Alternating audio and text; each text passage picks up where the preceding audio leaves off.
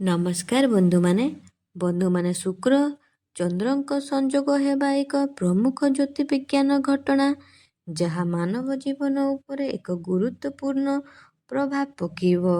ବିଶେଷ କରି ଏହା ଜଣେ ବ୍ୟକ୍ତିଙ୍କ ବ୍ୟକ୍ତିଗତ ଜୀବନ, ଆର୍ଥିକ ପରିସ୍ଥିତି, କ୍ୟାରିୟର, ସ୍ୱାସ୍ଥ୍ୟ, ପ୍ରେମ ଜୀବନ ଏବଂ ସାମାଜିକ ସମ୍ପର୍କକୁ ପ୍ରଭାବିତ କରିଥାଏ।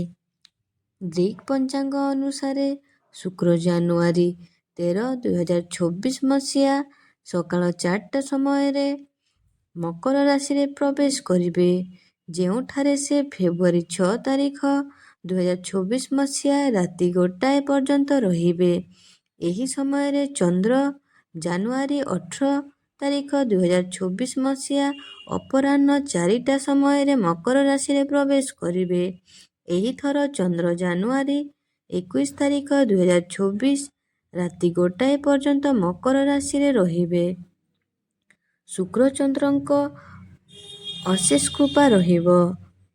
ଆପଣଙ୍କର ସମାଜରେ ମାନ ସମ୍ମାନ ବଢ଼ିବ, ଲୋକପ୍ରିୟତା ବଢ଼ିବ।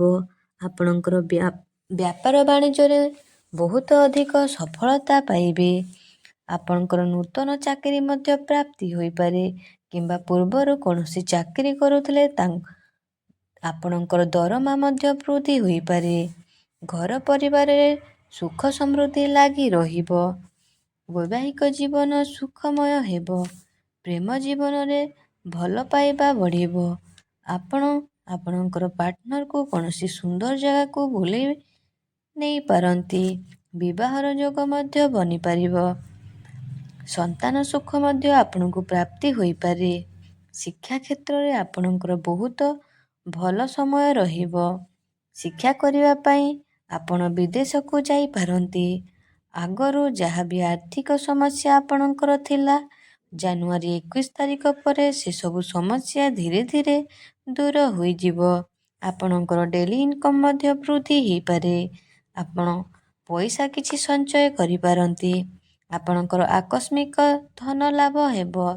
ଯଦି ଆପଣଙ୍କର ସ୍ୱାସ୍ଥ୍ୟ କ୍ଷେତ୍ରକୁ ଯଦି ଦେଖିବା, ତାହେଲେ ଆପଣଙ୍କର ଯାହା ବି ଆଗରୁ ଆପଣଙ୍କର ସ୍ୱାସ୍ଥ୍ୟରେ ସମସ୍ୟା ଥିଲା, ତ ସେସବୁ ସମସ୍ୟାରୁ ଆପଣଙ୍କୁ ମୁକ୍ତି ମିଳିଯିବ।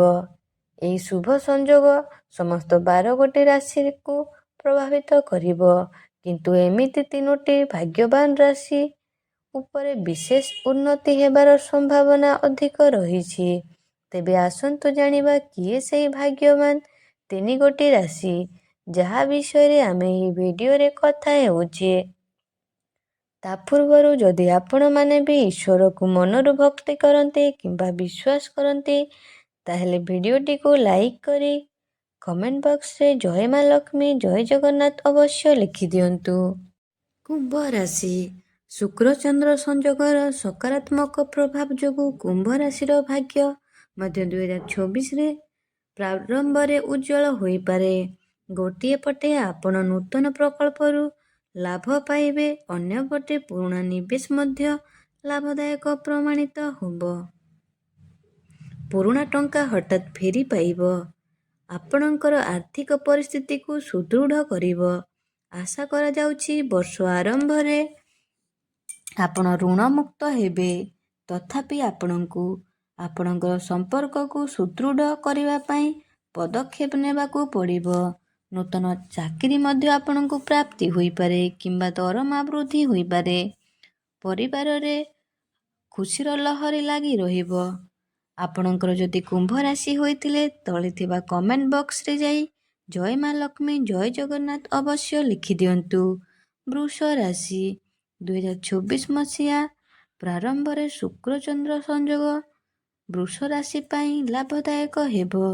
ଯଦି ଆପଣ କ'ଣ କରିବେ ଏବଂ କ'ଣ କରିବେ ନାହିଁ ତାହାର ଦ୍ୱନ୍ଦ୍ୱରେ ଫସି ରହିଛନ୍ତି, ତେବେ ନୂତନ ବର୍ଷରେ ଆପଣ ଜଣେ ବନ୍ଧୁଙ୍କ ସହାୟତାରେ ଏହାର ଉତ୍ତର ପାଇବେ।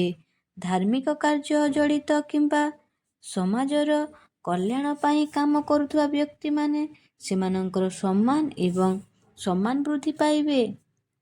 କର୍ମଜୀବୀ ବୃଷ ରାଶିର ଜାତ ବ୍ୟକ୍ତିମାନେ 2025 ତୁଳନାରେ ନୂତନ ବର୍ଷରେ କମ୍ ଆର୍ଥିକ ଚ୍ୟାଲେଞ୍ଜର ସମ୍ମୁଖୀନ ହେବେ। ଏହା ବ୍ୟତୀତ ଜାନୁଆରୀରେ ଆପଣ ଆପଣଙ୍କର ସମ୍ପର୍କ ପୂର୍ବ ଅପେକ୍ଷା ଅଧିକ ମଜବୁତ ହେବାର ଦେଖିବେ। ଶିକ୍ଷା କ୍ଷେତ୍ରରେ ଉନ୍ନତି ପ୍ରଗତି କରିବେ। ଆପଣଙ୍କର ଡେଲି ଇନକମ୍ ବଢ଼ିବ। ବିବାହର ଯୋଗ ମଧ୍ୟ ବନିପାରେ। ସ୍ୱାସ୍ଥ୍ୟରେ ସୁଧାର ଆସିବ। ସ୍ୱାସ୍ଥ୍ୟକୁ ନେଇ ଆପଣ ଚିନ୍ତିତ ରହିପାରନ୍ତି। ଆପଣଙ୍କର ଆକସ୍ମିକ ଧନ ପ୍ରାପ୍ତି ହୋଇପାରେ। ଆପଣଙ୍କର ଯଦି ବୃଷ ରାଶି ହୋଇଥିଲେ ଭିଡ଼ିଓଟିକୁ ଲାଇକ୍ କରି କମେଣ୍ଟ ବକ୍ସରେ ଜୟ ମା ଲକ୍ଷ୍ମୀ ଅବଶ୍ୟ ଲେଖିଦିଅନ୍ତୁ। ତୁଳା ରାଶି 2024ର ଆରମ୍ଭରେ ଶୁକ୍ର ଏବଂ ଚନ୍ଦ୍ରଙ୍କ ସଂଯୋଗ ତୁଳା ରାଶି ପାଇଁ ସକାରାତ୍ମକ ପ୍ରମାଣିତ ହେବ। କର୍ମଜୀବୀ ଅଛି ଯାହାକୁ ସେମାନେ ପ୍ରଭାବଶାଳୀ ଭାବରେ ପୂରଣ କରିବେ। ଏହା ବ୍ୟତୀତ ଟଙ୍କା ରୋଜଗାର କରିବାର ପ୍ରୟାସ ସଫଳ ହେବ। ନୂତନ ବର୍ଷ ନୂତନ ଯୋଜନା ଆପଣଙ୍କୁ ଲାଭଦାୟକ କରିବ। କିଛି ପୁରୁଣା ପ୍ରକଳ୍ପ ମଧ୍ୟ ଆପଣଙ୍କୁ ଲାଭଦାୟକ ହେବ। ତୁଳା ରାଶିର ଲୋକମାନେ ଶୀଘ୍ର ସେମାନଙ୍କର ସନ୍ତାନମାନଙ୍କ ସହ ଜଡ଼ିତ ବିଷୟରେ ଭଲ ଖବର ଶୁଣିପାରନ୍ତି। ଯେଉଁମାନେ ପୂର୍ବରୁ ଚାକିରି କରୁଥିଲେ ସେମାନଙ୍କର ପ୍ରମୋସନ୍ ହୋଇପାରେ। ଶିକ୍ଷା କ୍ଷେତ୍ରରେ ବହୁତ ଭଲ ସମୟ ରହିବ। ପାଠପଢ଼ାରେ ମନ ଲାଗିବ। ଆପଣଙ୍କର ଇନକମ୍ ବଢ଼ିବ। ଆପଣ ଋଣ କରଜରୁ ମୁକ୍ତି ମିଳିପାରେ। କିଛି ପଇସା ସଞ୍ଚୟ କରିବା କଥା ଚିନ୍ତା କରିପାରନ୍ତି। ଆପଣଙ୍କର ଆକସ୍ମିକ ଧନ ପ୍ରାପ୍ତି ହେବ। ତ ବନ୍ଧୁମାନେ, ଆଶା କରୁଛି ଆପଣମାନଙ୍କୁ ଆଜିର ଏହି ଭିଡ଼ିଓଟି ଭଲ ଲାଗିଥିବ। ଯଦି ଭଲ ଲାଗିଥିଲେ କମେଣ୍ଟ ବକ୍ସରେ ଜୟ ମା ଲକ୍ଷ୍ମୀ ଜୟ ଜଗନ୍ନାଥ ଅବଶ୍ୟ ଲେଖିଦିଅନ୍ତୁ ଏବଂ ଚ୍ୟାନେଲଟିକୁ ଯଦି ନୂଆ କରି ଦେଖୁଛନ୍ତି ତାହେଲେ ସବସ୍କ୍ରାଇବ୍ ଲାଇକ୍ ସେୟାର କରିଦିଅନ୍ତୁ ଏମିତି ନୂଆ ନୂଆ ଭିଡ଼ିଓ ଦେଖିବା ପାଇଁ। ଧନ୍ୟବାଦ। ଜୟ ଜଗନ୍ନାଥ।